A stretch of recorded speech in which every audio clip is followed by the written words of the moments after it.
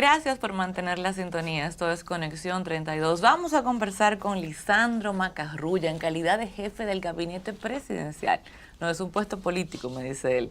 Ahora me explicará por qué. Don Lisandro, ¿cómo está? Buen día. Buenos Gabinete días. presidencial de Luis Abinader, Correcto. como precandidato del PRM. Es una especie de jefe de campaña, ¿no?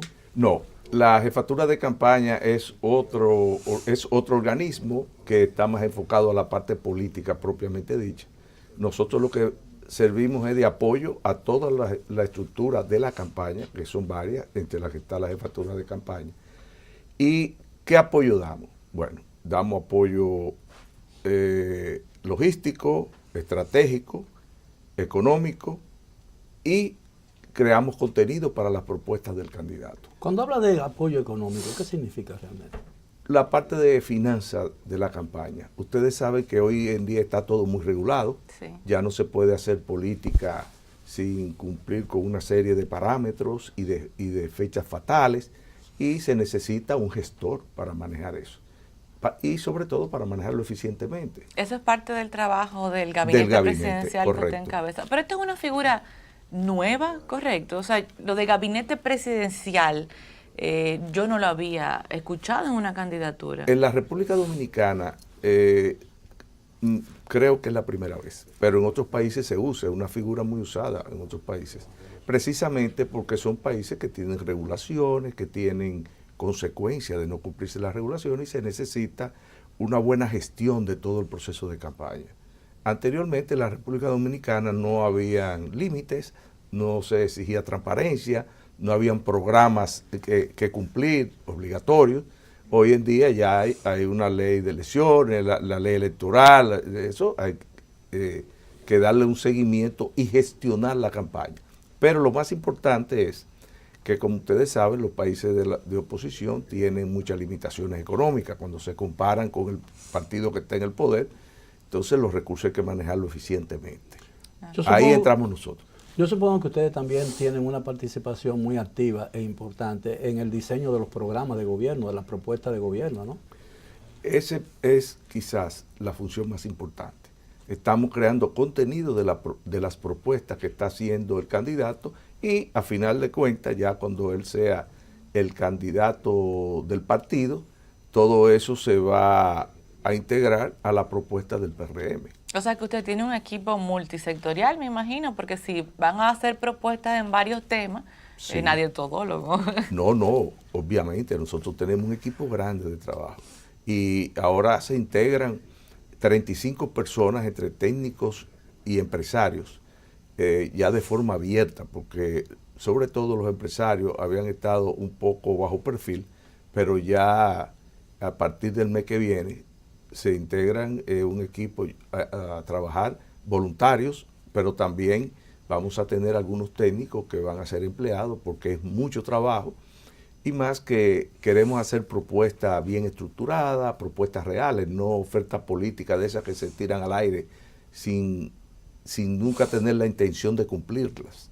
Nosotros vamos a trabajar de forma diferente y ya se está elaborando los equipos de trabajo y hay equipos trabajando porque en honor a la verdad, había mucho material ya de la campaña anterior y mucho material también que el PRM había diseñado en estos 4 años que ha estado en la oposición y que ha estado haciendo alguna vida activa y de propuesta a través del Congreso. Por ejemplo, recientemente sometieron una ley de agua.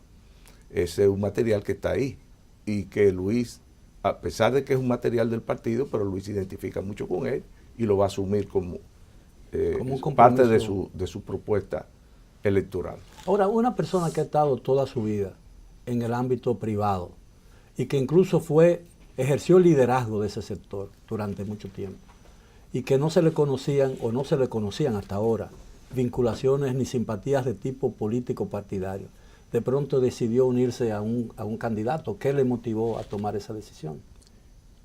Varias cosas. En el aspecto personal te puedo decir que eso influyó también. Yo estaba en una etapa de mi vida que me he venido distanciando de las funciones ejecutivas de las empresas y estaba actuando solamente en los consejos de administración. O sea, yo no estoy involucrado en la parte operativa, que es la que toma tiempo, que te obliga a dedicarle horas de trabajo a las empresas, sino solamente en los consejos. Por otro lado, yo me he pasado la vida entera reclamando, protestando, advirtiendo y nunca, y haciendo propuestas, Sí. inclusive propuestas que estremecieron sectores importantes de la sociedad cuando planteé el cambio de un modelo económico. Yo recuerdo, escribí un par de artículos sobre eso. Y que te lo agradezco. Pero ninguna de esas propuestas fueron acogidas por la gente que hacen políticas públicas y terminaron engavetadas. Yo recuerdo de un funcionario del PLD que me dijo cuando le hicimos, porque no eran posiciones personales, eran de la institución que yo dirigía en ese momento. Sí, eran colegiadas. Hicimos una propuesta sobre la ley de electricidad, que estaba en una crisis mayor que la que estaba ahora, que la que está hoy en día.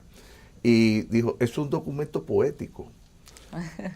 Romántico. Y eso no tiene sentido.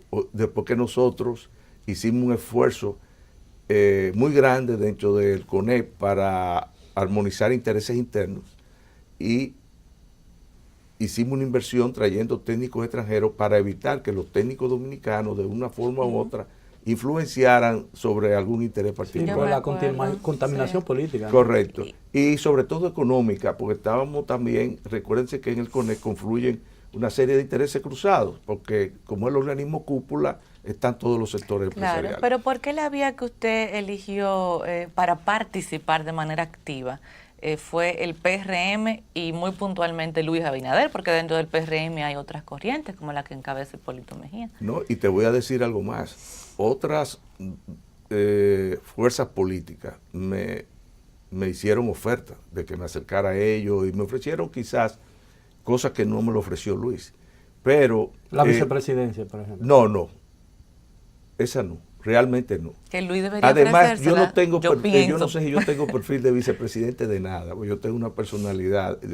Estoy desde los 15 años dirigiendo empresas chiquiticas, como empecé a trabajar a los 15 años, hasta empresas bastante grandes. Y al final era un por eso es que holding nos grande. sorprende, don Lisandro, porque usted mismo dijo ahorita que iba a integrar un grupo de empresarios que normalmente han estado bajo perfil y que normalmente el empresario dominicano es bajo perfil con estos temas de política. A mí me sorprendió cuando supe que usted decidió activarse de manera pública. Pero y hay abierta. muchos ejemplos. Por ejemplo, Celso Marracini fue funcionario. Sí. Payo Ginebra en su época fue muy activo políticamente. Te estoy mencionando algunos nada más. Y más recientemente vimos a Carlos Morales. Carlos Morales fue vicepresidente de la República después de ser presidente de una empresa, quizás de la empresa más grande del país. O sea, hay muchos ejemplos. Y yo creo que uno a veces siente cierto temor, porque aquí no es un país que está tan institucionalizado. Tú puedes esperar un tipo de reacción en contra, pero yo creo que se ha madurado mucho. Además, Pero Luis Abinader es un empresario.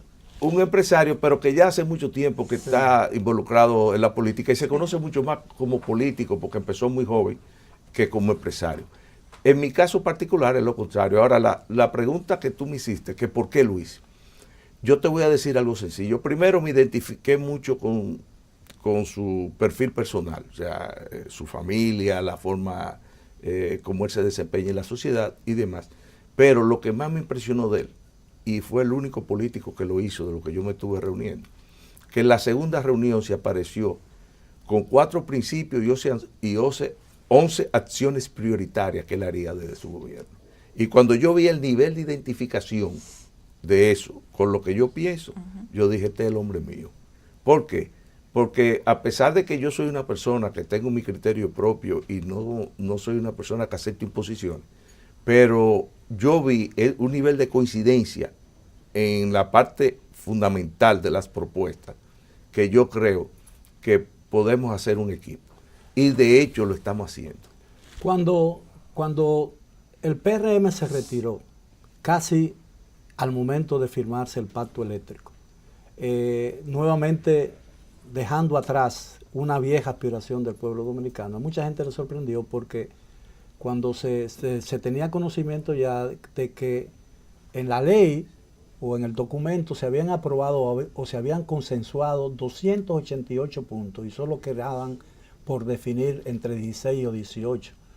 no era mucho mejor firmar ese pacto y crear un ambiente que permitiera consensuar también los puntos restantes, porque nos hemos quedado sin pacto eléctrico y eso dilata la aplicación real de la Estrategia Nacional de Desarrollo por la que usted tanto abogó mientras fue dirigente empresarial.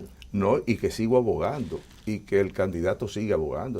El candidato cree en la Estrategia Nacional de Desarrollo, pero la Estrategia Nacional de Desarrollo, si se hubiese cumplido, hoy tuviéramos pacto eléctrico, pacto fiscal y una serie de acuerdos ya estructurados y funcionando. ¿Por qué se retira el PRM? Aunque ya lo ha hecho públicamente los voceros autorizados del PRM, porque yo no soy miembro del partido, ni estoy haciendo política dentro del partido. Yo estoy en el equipo de Luis Abinader. Oh, es sector externo. Entonces. No externo. Yo estoy, el sector externo, que es una estructura de la campaña de Luis, lo maneja el doctor Santiago Jacín. Okay. Y nosotros articulamos internamente con ellos dentro del equipo de Luis Abinader. Pero en esta etapa, yo estoy particularmente con Luis Abinader. Muy probablemente ya después estemos dentro de la plataforma del partido, pero él todavía no es el candidato oficial del partido. En ese momento yo seguiré con él, pero ahora tengo que hablar, no tengo autorización para hablar en nombre del partido. Pero yo entendí las razones de por qué el PRM se retiró. ¿Por qué yo las entendí? Primero, el PRM tenía 1 año y 8 meses fuera del diálogo. Y 3 o 4 días antes lo llaman a firmar. A firmar un documento que no contenía una sola de las propuestas que el PRM hizo durante el proceso de discusión hace 1 año y pico atrás. Entonces, lo prudente, lo sensato, era que con tiempo suficiente se le avisara, se le explicara, mira, vamos a revisar esto, vamos a hacerlo por etapas, vamos a probar todo lo que se ha consensuado y demás, porque uno también tiene que respetarse y el PRM no está pintado en la pared. El PRM, a diferencia de lo que muchos creen, el PRM en esta ocasión es una verdadera opción de poder. No es el caso de las elecciones pasadas, que nadie se creía que el PRM podía ganar. Es más, muchos nos sorprendimos con los votos que sacó. Hoy en día es una fuerza política importante, si no la más importante. Sí, evidentemente, y eso se incrementa por la situación interna en el PLD, por la indefinición y la posibilidad de que haya un choque que divida al PLD. Ahora, ¿cuáles son los puntos? ¿Cuáles son los puntos en que el PRM no está de acuerdo en lo que tiene que ver con lo que se ha consensuado del pacto eléctrico? El partido publicó, creo que fueron 8 puntos básicos. Punta Catalina. Sí, pero Punta Catalina es una realidad. Ahora, Punta Catalina a partir de hoy necesita mucha transparencia. ¿Qué va a pasar con Punta Catalina? ¿La van a vender? ¿A qué precio? ¿Bajo qué condiciones? ¿Qué contrato le van a dar al que compre a Punta Catalina? O sea, esas son cosas que hay que ponerlas muy claro. ¿Por qué hay que ponerla clara? Porque todo el proceso de Punta Catalina hasta ahora, y que ya la aceptamos, ya es una realidad, hay una inversión, porque también hay que tener cierta madurez política, ya es un hecho consumado y el Estado Dominicano, el país, todos los dominicanos hemos invertido una cantidad de dinero enorme. Claro. Que se pudo haber hecho más eficiente, más barata, menos eficiente, que ya esa discusión pasó.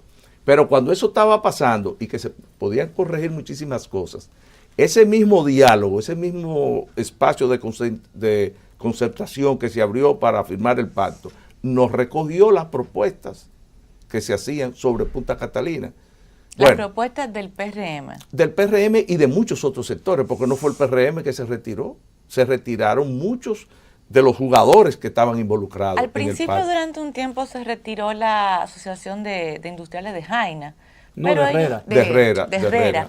Pero ellos se reintegraron después. No, bueno, que yo sepa, no se reintegraron nunca, pero aparte de eso, muchas organizaciones de la sociedad civil también se retiraron. Prácticamente se quedó el Monseñor Agripino, el PLD y 2 o 3 jugadores. Fijo se quedó. Sí, pero, y después Fijo fue la líder del informe sobre Punta Catalina. Pero mientras eso se daba y mientras se quería que el PRM firmara un acuerdo del cual ya no había sido parte durante 1 año y pico, se estaban autorizando contratos de grado a grado para la compra de energía. Entonces, violando la ley, porque si no cumplimos la ley, ¿qué garantía hay de que se cumple el pacto? Pero yo realmente, ese tema, no tengo la autoridad para hablar a nombre del partido, pero esa fue la información que yo recogí con la gente que yo interactúo. Ahora, a lo largo de su gestión como dirigente empresarial, yo vi mucha coincidencia entre su punto de vista y lo que yo sustento en lo que debe ser la política y todas esas cosas. Es decir, que las diferencias no sean óbice o no sean un impedimento para concertar acuerdos en lo que teóricamente todo el mundo está de acuerdo. A nosotros nos resulta muy difícil llegar a un acuerdo con lo que estamos de acuerdo. Y ese ha sido uno de los fenómenos más negativos en la historia de la República Dominicana. Todos coincidimos en un punto, pero a la hora de sentarnos a discutirlo y a darle una expresión física o material a eso, a esa coincidencia de pareceres, entonces nadie quiere firmar porque partimos del supuesto de que si tiene éxito, el mérito le corresponde solo al que está arriba y no a los que estamos de abajo. Yo creo que ese concepto debería comenzar a cambiar y gente como usted puede ayudar a hacerlo cambiar, ¿no? Yo te puedo decir que eso no está en el ánimo del candidato Luis Abinader. Yo creo que él es lo suficientemente pragmático, pero si es una persona, eso sí te puedo decir, que tiene claro sus principios y que tiene claro sus compromisos como presidente. Y eso fue, como te dije anteriormente, parte importante de las cosas que me motivaron a acompañarlo. En el equipo de él, y que ahora mismo yo ocupo una posición importante, que es la de presidente del gabinete, es un equipo de gente bien intencionada y que yo creo que está en la capacidad y la madurez de tener su norte bien definido y compromiso con la continuidad del Estado, con lo que este gobierno y los anteriores han hecho bien, continuarlo haciendo y corregir muchas de las cosas que hay que corregir, Miguel, porque ahora que tú mencionas que tú y yo hemos coincidido en muchas cosas de las cuales yo me siento sumamente orgulloso de coincidir contigo, pero este país hay que arreglar muchas cosas.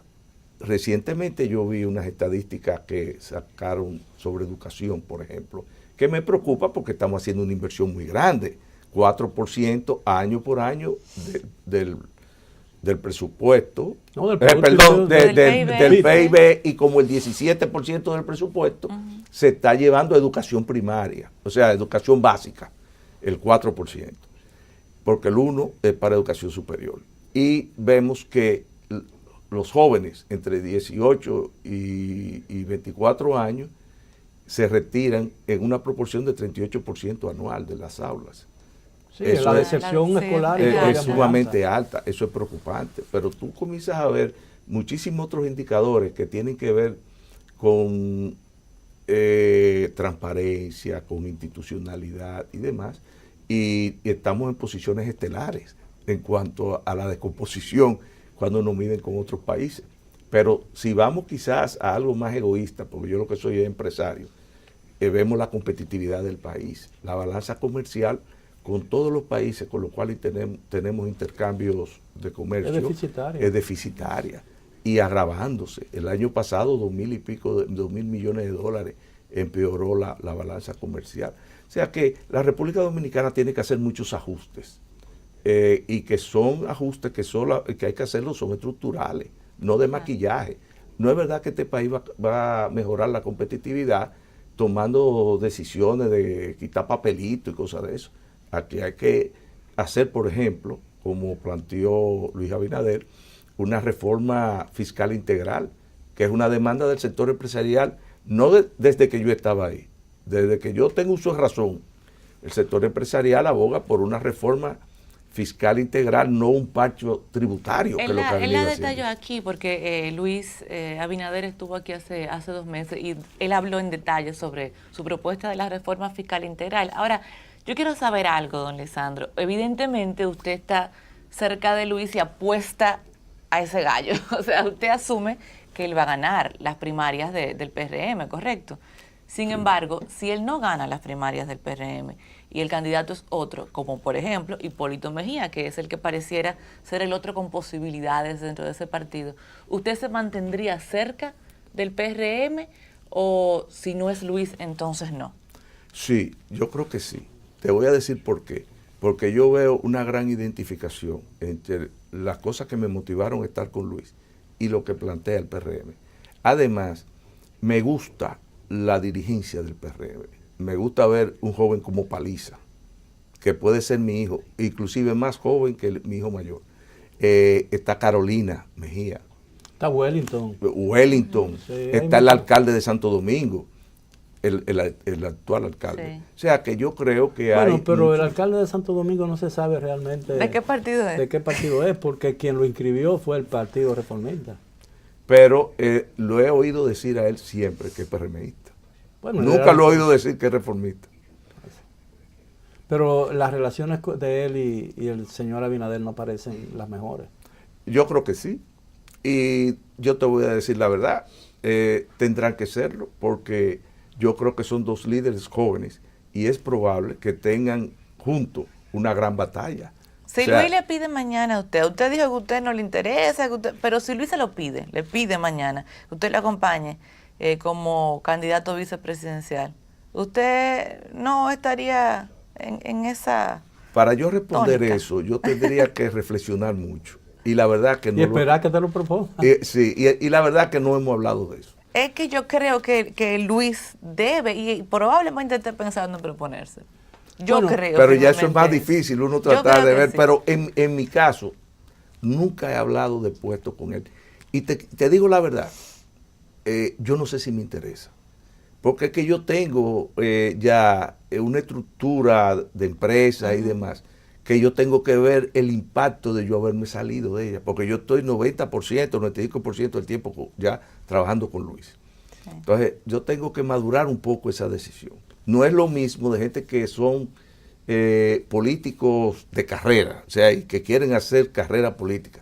Ese no es mi caso. Ahora, yo creo que su incorporación a la vida política activa es muy valiosa porque usted puede rescatar un valor que hemos perdido en la política dominicana, que es el compromiso. Yo creo que la deficiencia, el déficit mayor que existe en la política dominicana es la ausencia absoluta de compromiso. Y yo creo que una visión empresarial en la política dominicana puede ayudar a rescatar ese valor perdido que naufragó en una de esas tempestades que frecuentemente nos azota. Se fue. Sí. Como exiliamos, así como exiliamos la moderación, que se fue y nadie sabe. La moderación. Sí, que la exiliamos y nadie sabe dónde está.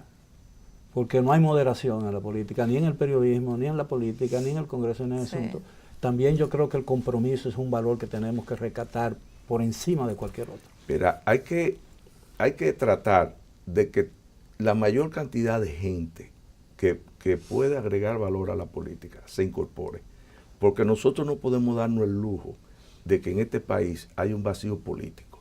Y la imagen de las instituciones políticas y la imagen de los políticos está muy baja. Marcan las encuestas que están bastante bajas. Entonces, eso es muy peligroso en una sociedad. Cuando esos vacíos se crean, y creo que se lo he oído decir a Miguel en varias ocasiones, cualquier aventurero se cuela. Claro. Y ese aventurero, no me refiero a un militar ni nada de eso, puede ser un empresario también. Un redentor, los redentores andan ahí a la espera. Siempre hay... figura mesiánica, eso ha pasado. Hay un redentor al acecho. Correcto. Ahora que tú mencionas figura mesiánica, que es una actitud muy frecuente en los políticos, tú sabes que eso me ha gustado del candidato Luis Abinader.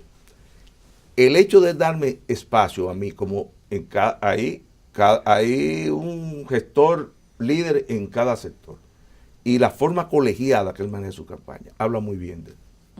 Porque aquí normalmente la gente cuando tiene cierto liderazgo se cree que lo sabe todo. Lo sabe todo, sí. Don Lisandro, muchas gracias por acompañarnos en esta mañana en Conexión 32. Feliz de tenerlo aquí. Y esperamos tenerlo con más frecuencia. Cada vez que quieran. Yo tengo unos lazos afectivos muy grandes con los dos. Con los dos, claro. Muchísimas gracias, don Lisandro. Miguel y yo Por hoy Gracias. nos despedimos.